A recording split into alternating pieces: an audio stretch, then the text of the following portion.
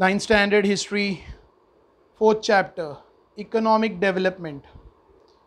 First optional blank से first question, on 19 July 1969 dash major bank in India were nationalise. 19 जुलाई 1969 में dash मतलब कितनी बड़ी बैंक्स, कितनी सारी बैंक्स नेशनलाइज हुई, तो आंसर इज 14। आप देख सकते हो येलो में आंसर दिया है, तो 14 मेजर बैंक नेशनलाइज हुई। ठीक है। Dash declare a 20 point programme, किस प्राइम मिनिस्टर ने 20 पॉइंट प्रोग्राम लागू किया, तो ऑप्शन आप देख सकते हो पंडित नेहरू है, लाल बहादुर शास्त्री है, Indira Gandhi, PV Narasimha Rao, and the answer is Indira Gandhi. Next, identify the wrong पैर, तो सब पैर दिए हैं, जैसे फर्स्ट वाला दिया है Cowasji Davar iron and steel factory, तो यही रॉन्ग पैर है, आंसर में आप देख सकते हो।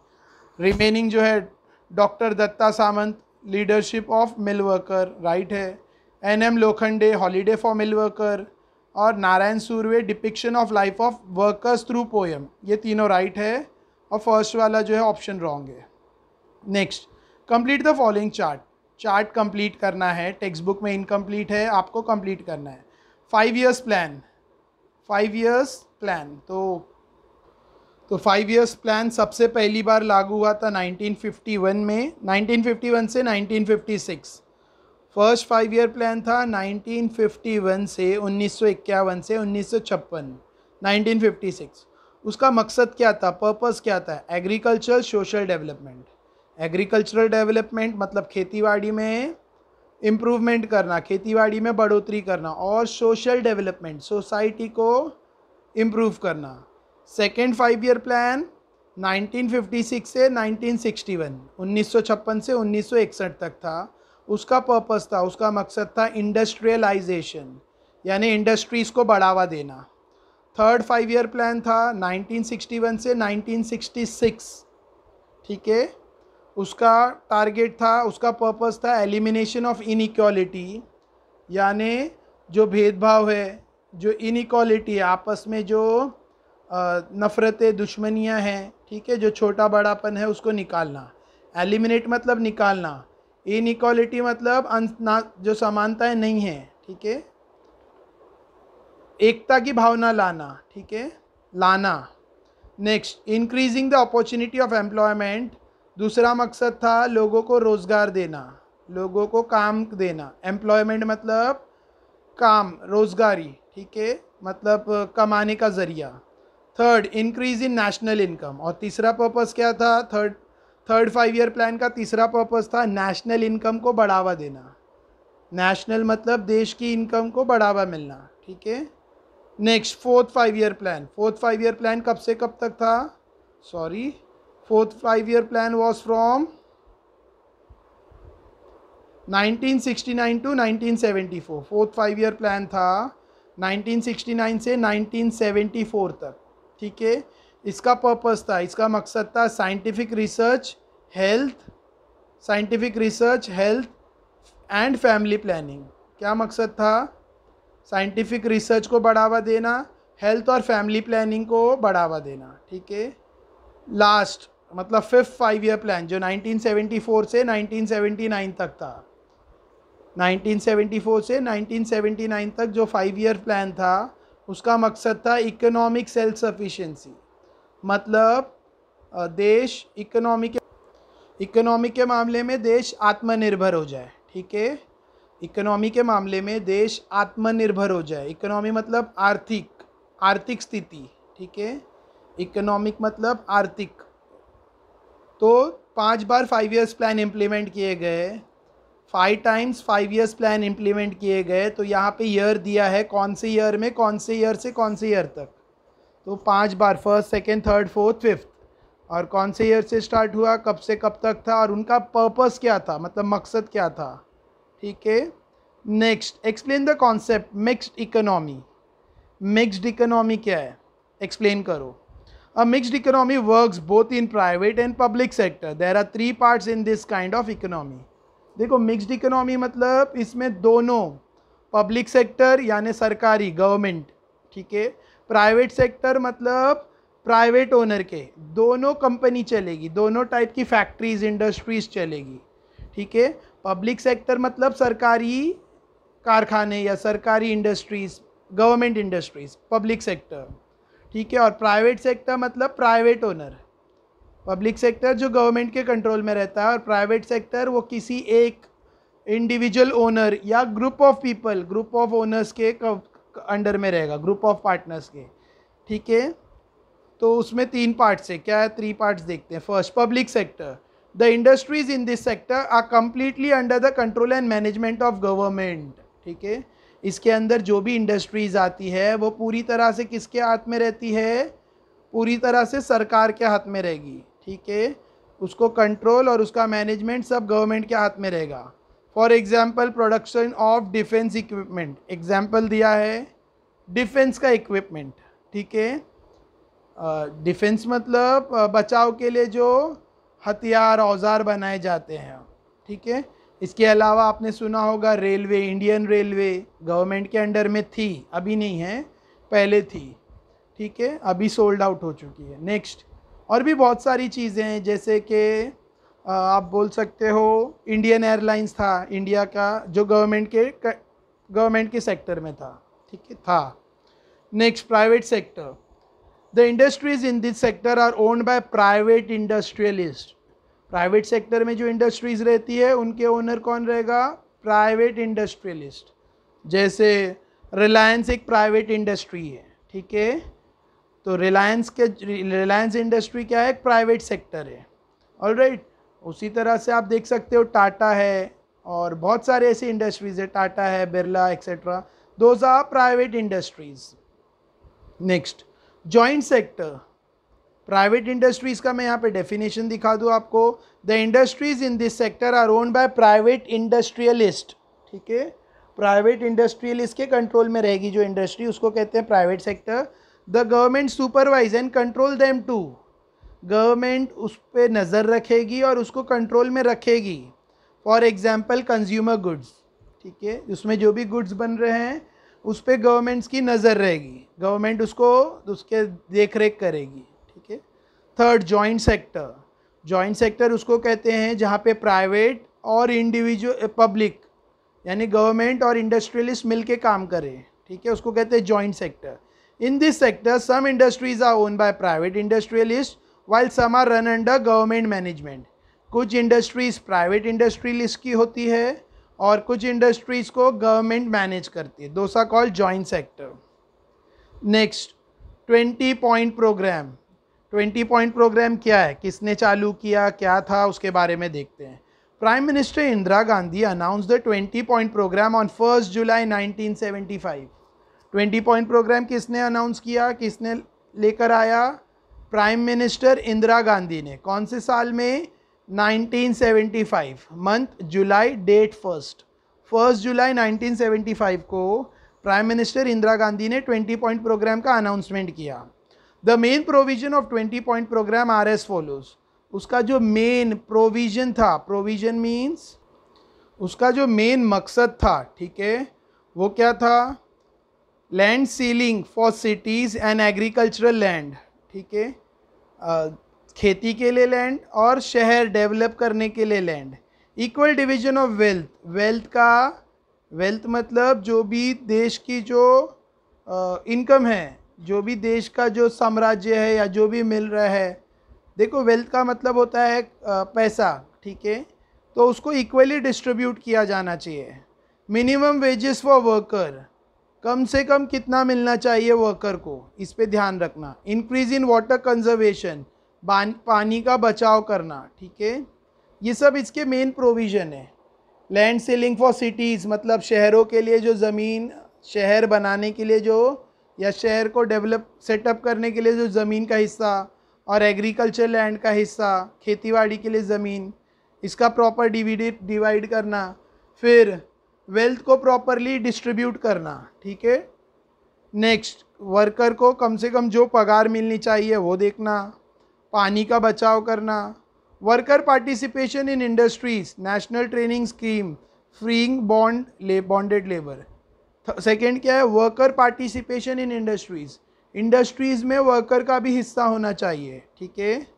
नेशनल ट्रेनिंग और नेशनल लेवल पे ट्रेनिंग देना, नेशनल ट्रेनिंग स्कीम, और फ्री बॉन्डेड लेबर, और जो ऐसे लेबर है जो बंधे हुए हैं, मतलब पहले ऐसा होता था कि लेबर को स्लेव की तरह, गुलाम की तरह रखा जाता था, ठीक है, बॉन्डेड लेबर होते थे, यानी पीढ़ी दर पीढ़ी सेवा करती हुई आ रही है, जनरेशन टू जनरेशन, मतलब बाप मर गया फिर बेटा वही काम कर रहा है सेवा करने का, ठीक है, मालिक की, और फिर वो बेटा भी तो उसका बेटा ऐसा जनरेशन, तो इसको बॉन्डेड लेबर बोलते हैं, ठीक है, उनको आज़ादी देना। Third point, prevention of tax evasion, economic crimes and smuggling. Prevention का मतलब बचाना, प्रिवेंशन मतलब बचाना, ठीक है, प्रिवेंशन का मतलब वही, जैसे कोई चोरी कर रहा है टैक्स में, टैक्स एवेशन मतलब कोई टैक्स छुपा रहा है या झोल कर रहा है, झोल समझता होगा आपको, चीटिंग कर रहा है टैक्स में, ठीक है, तो उसको पकड़ना।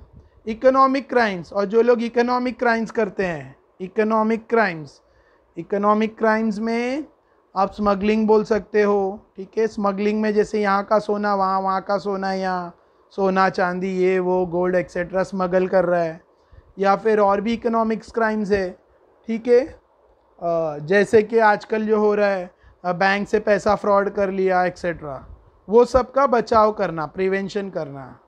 Fourth, regulation of price of basic necessities, जो बेसिक ज़रूरत की चीज़ें हैं, जो बेसिक रोटी कपड़ा मकान, उनके भाव पे नज़र, उनके भाव को कंट्रोल में रखना। जो बेसिक नेसेसिटीज़ है, बेसिक नेसेसिटीज़ क्या है, खाना और कपड़ा, उसके प्राइस पे कंट्रोल करना। इम्प्रूवमेंट इन पब्लिक डिस्ट्रीब्यूशन, और लोगों तक डिस्ट्रीब्यूशन जो होता है राशन के थ्रू, जो राशन शॉप के थ्रू जो राशन में अनाज होता है और लोगों तक डिस्ट्रीब्यूट होता है, उसमें इम्प्रूवमेंट लाना। फिफ्थ इनका प्रोविज़न यानी फिफ्थ मोटो, ऑब्जेक्टिव्स, मकसद, improvement in textile industries by developing handloom sector, weaving industries में, टेक्सटाइल इंडस्ट्रीज़ में इम्प्रूवमेंट करना, हैंडलूम सेक्टर बना के, weaving loan for weaker section, और जो वीक सेक्शन के लोग हैं उनको लोन प्रदान करना, उनको ईज़िली लोन अवेलेबल करना, जो कमज़ोर बैकवर्ड लोग हैं, ठीक है, जिनका काम का कोई ठिकाना नहीं है, वैसे लोगों को लोन प्रोवाइड करके उनको खुद का बिजनेस चालू करवाने की कोशिश करना। हाउसिंग लोन देना, ठीक है। कम्युनिकेशन फैसिलिटी बढ़ाना, कम्युनिकेशन मतलब देखो, पोस्ट, पहले के टाइम पे मोबाइल्स नहीं थे, तो टेलीफोन और पोस्ट 1975 के टाइम पर टेलीफोन्स, ठीक है, ब्लैक कलर का एक बड़ा सा डब्बा होता था घर में, उसको टेलीफोन्स बोलते हैं, तो वो टेलीफोन्स और लेटर के थ्रू कम्युनिकेशन होता था, पोस्टमैन आता था लेटर लेकर जाता था, तो उसको इम्प्रूव करना। Making educational equipment available to school, और एजुकेशनल इक्विपमेंट्स, पढ़ाने में बच्चों को जो भी लगता है, ठीक है, तो उस टाइम पे ब्लैक बोर्ड लगता था, चॉक्स लगते थे, और बेंचेस, चेयर टेबल डेस्क और बेंचेस लगते थे, इसके अलावा लाइट फैन एक्सेट्रा, तो ये सब अवेलेबल करना। तो this are 5 important objectives of 20 point programme. 20 point प्रोग्राम के 5 बड़े बड़े मकसद यहाँ पे बताए गए हैं। आई होप आपको समझा। Next, give reason. Independent India adopt for mixed economy. India independent था, इंडिया आफ्टर इंडिपेंडेंस 1947 में हम आज़ाद हुए, हमारा देश 1947 में ब्रिटिश रूल से फ्री हुआ, ठीक है। उसके बाद हमने कौन सी इकोनॉमी अपनाई, मिक्स्ड, ठीक है। मैंने आपको 3 टाइप की इकोनॉमी बताई, एक क्या है जॉइंट, एक पब्लिक सेक्टर, एक प्राइवेट सेक्टर। तो इंडिया ने इसमें कौन सी यूज़ की, जॉइंट वाली समझ लीजिए, ठीक है, मतलब मिक्स सेक्टर। मिक्स सेक्टर में तीनों आता है, कुछ पब्लिक सेक्टर होगा, कुछ प्राइवेट सेक्टर होगा और कुछ जॉइंट सेक्टर होगा, इसको कहते हैं mixed economy. Mixed economy work both in private and the public sector. Mixed economy में दोनों रहता है, पब्लिक सेक्टर भी रहता है और प्राइवेट सेक्टर भी रहता है। In order to achieve economic development of modern India, independent India opted for mixed economy. Independent India ने कौन सी इकोनॉमी को अपनाया? ऑप्टेड मतलब अपनाया, मतलब लिया, यूज़ किया। कौन से टाइप की इकोनॉमी? Mixed economy. ठीक है, इंडिया में दोनों टाइप की इकोनॉमी है, प्राइवेट भी पब्लिक भी, ताकि इकोनॉमिक गेन, इकोनॉमिक डेवलपमेंट आसानी से पाया जाए, अचीव हो। इसके लिए मॉडर्न इंडिया ने कौन सी इकोनॉमी को अपनाया? मिक्स्ड इकोनॉमी को। नेक्स्ट, बैंक्स वर नेशनलाइज इन 1969। 1969 को बहुत सारे बैंक्स को सरकारी कर दिया गया। सरकारी। 1969 को बहुत सारे बैंक को सरकारी यानी नेशनलाइज कर दिया गया। क्यों? Bank was a monopoly of private sector. Bank private sector की मोनोपोली कर रहे थे। ठीक है, मतलब प्राइवेट सेक्टर को लोन देना और पब्लिक सेक्टर को नहीं, ऐसा आम आदमी को या लोकल पीपल को लोन नहीं देना और प्राइवेट सेक्टर को लोन दे रहे थे। एग्जाम्पल दे रहा हूँ। तो बैंक मोनोपोली यूज़ कर रहे थे प्राइवेट सेक्टर के साथ। ठीक है, मोनोपोली मतलब एक के साथ हाँ और दूसरे के साथ ना, this is called monopoly. Example base समझाने के लिए बोल रहा हूँ, वैसे तो और डिटेल में बताना पड़ेगा। ठीक है, second point, the director of this bank were working towards developing industrial sector and increasing it profit. जो भी बैंक के डायरेक्टर्स थे वो डेवलपिंग इंडस्ट्रियल सेक्टर के साथ काम कर रहे थे और अपना मुनाफा बढ़ाते जा रहे थे। India has opted a mixed economy after independence. Independence के बाद इंडिया ने कौन सी इकोनॉमी अपनाई? Mixed economy. Nationalization of bank was essential to cover the defects if they occurred while implementing different scheme. Bank को सरकारी बनाना बहुत ज़रूरी हो गया। क्या करने के लिए? अगर कुछ गड़बड़ हुई, मतलब अगर जो भी लॉस हुआ, डेफेक्ट मतलब लॉस, जो भी कहीं पे भी खामियां हुई, लॉस हुआ, उसको बचाने के लिए या उसको देश की इकोनॉमी को बैलेंस करने के लिए, बढ़ाने के लिए बैंक को नेशनलाइज करना बहुत ज़रूरी हो गया। Also the profit of this bank would come into government treasury. और बैंक ने जो प्रॉफिट निकाला था वो सब सरकारी खजाने में आ गया, यानी गवर्नमेंट ट्रेजरी, सरकारी खजाने में आ गया। वंस दे आर नेशनलाइज, जैसे वो नेशनलाइज हुए। थर्स बैंक्स वे नेशनलाइज इन 1969। इसके लिए 1969 में बैंक्स को नेशनलाइज किया गया, सरकारी बना दिया गया। Next answer, mill worker went on strike. जो मिल्क में काम करने वाले मजदूर थे वो हड़ताल पर चले गए। हड़ताल, ठीक है, स्ट्राइक मतलब हड़ताल। In the Diwali of 1981 the worker accepted to get a bonus of 20%। साल था 1981, उसकी दिवाली में मजदूरों को बहुत उम्मीद थी कि उनको 20% बोनस मिलेगा। बट द राष्ट्रीय मिल मजदूर संघ which was negotiating with the employer agreed up to 8 to 70% bonus without taking the workers into confidence। लेकिन उनका जो यूनियन था, राष्ट्रीय मिल मजदूर संघ, ठीक है, जो मजदूरों की तरफ से ओनर्स से बातचीत कर रहा था, नेगोशिएट कर रहा था, नेगोशिएट मतलब बातचीत करना, ठीक है, उसने 8 to 17% पे डन कर लिया। 8% से लेके 17% बोनस पे हाँ बोल दिया, बिना मजदूरों से कंफर्म किए। मजदूरों को कॉन्फिडेंस में नहीं लिया गया, मतलब मजदूरों के साथ कंफर्म नहीं किया। और इसने, जो राष्ट्रीय मिल मजदूर संघ थे, उन लोगों ने एक्सेप्ट कर लिया 8 to 17%। 20% सारे मजदूर एक्सपेक्ट कर रहे थे, उम्मीद लगा के बैठे थे, और इन्होंने 8 से लेके 17% में डन कर लिया, बिना मजदूरों से कंफर्म किए, ठीक है, जिसकी वजह से the cut in the bonus prove to be the cause of unrest.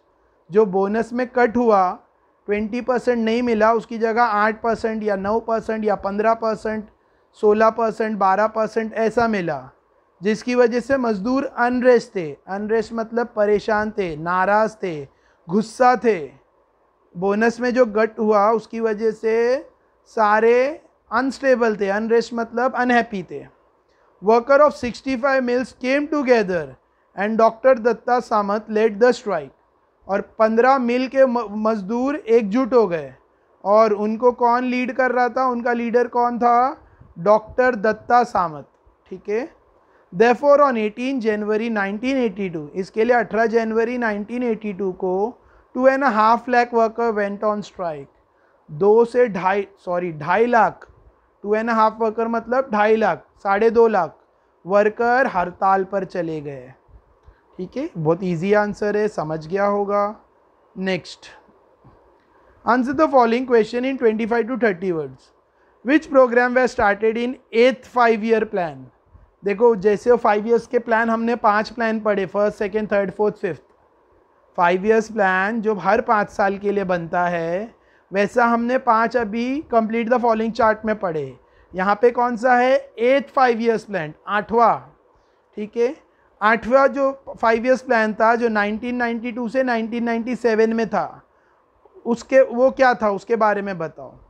In the 8th 5 years plan जो 1992 से 1997 तक था, the following programs were started. जो 1992 से 1997 तक था वो 8वां 5 years प्लान था। 5 5 years प्लान हमने कंप्लीट द चार्ट में पढ़े और ये 8वां भी यहाँ पढ़ रहे हैं। उसमें क्या क्या प्लान्स में क्या क्या था? फर्स्ट, प्रधानमंत्री रोजगार योजना थी। ठीक है, महिला समृद्धि योजना।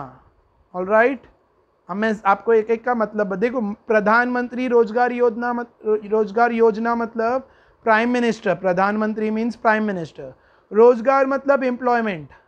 रोजगार मीन्स एम्प्लॉयमेंट, काम देना, जॉब देना। ठीक है, योजना मतलब स्कीम। योजना मतलब स्कीम। तो प्रधानमंत्री रोजगार योजना मतलब प्राइम मिनिस्टर की एम्प्लॉयमेंट स्कीम। सेकेंड, महिला समृद्धि योजना। महिला मीन्स फीमेल, वुमेन्स, सॉरी। सो महिला समृद्धि योजना, महिला मीन्स वुमेन और औरत मतलब लेडीज। ठीक है, समृद्धि मतलब वेल्थी। ठीक है, मतलब उनके पास भी कुछ हो। ठीक है, उनके पास भी, दे कैन ऑल्सो अर्न। तो महिला समृद्धि योजना यानी लेडीज लोग के लिए, वुमेन्स के लिए समृद्धि, संपन्नता, यानी सब कुछ उनके पास हो, मतलब वो खुद के पैरों पे खुद खड़ी हो, ऐसी योजना, ऐसी स्कीम थी।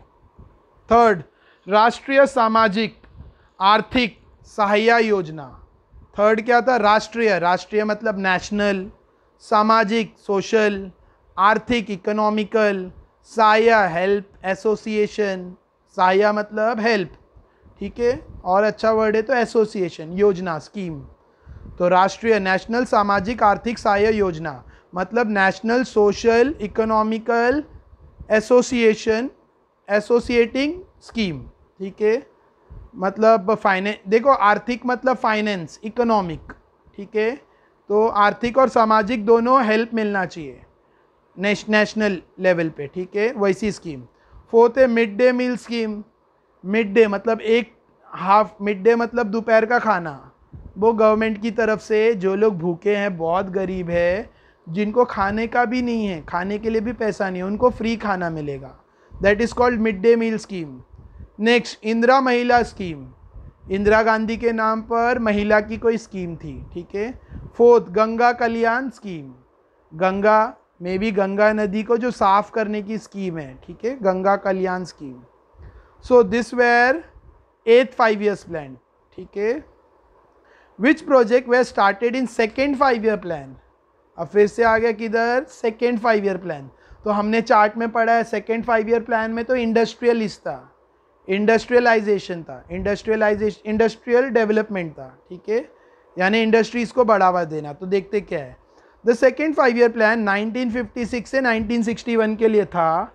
हैड एम्बिशंस, एम्बिशंस मतलब मकसद, एम, एम्बिशियस गोल ऑफ इंडस्ट्रियलाइजेशन। इनका मकसद क्या था? इंडस्ट्रियलाइजेशन, यानी इंडस्ट्रीज को बढ़ावा देना।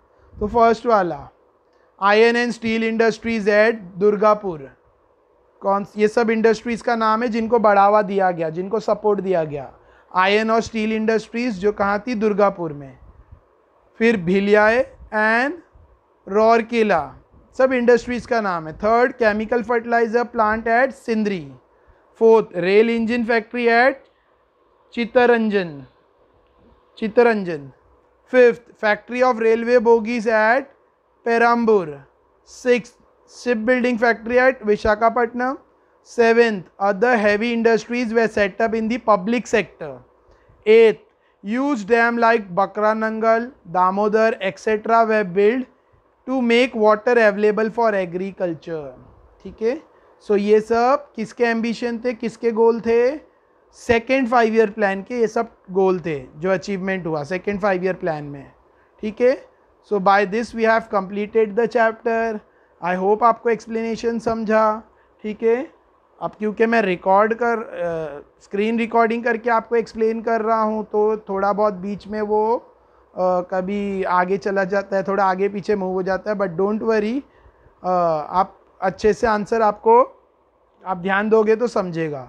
और नोट्स के लिए आप वीडियो पॉज करके ईजिली कॉपी कर सकते हो, वीडियो को रोक कर आप ईजिली पूरा नोट्स कॉपी कर सकते हो. फिर भी मैं कोशिश करूँगा, वैसे मुझे आता नहीं है हाउ टू पुट लिंक.